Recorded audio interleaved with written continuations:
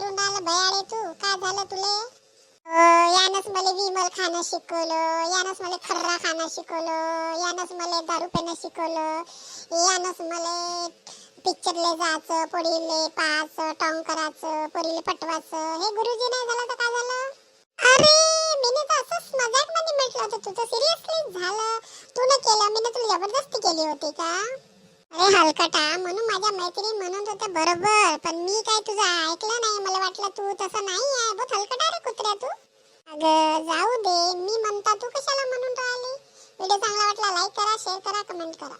हलकटच आहे रे बाप्पा, मित्र म्हटलं तर चांगल्यासाठी करा. तर हे असे जोडे मारते रे बाप्पा. जा इथून निघा दोघंही.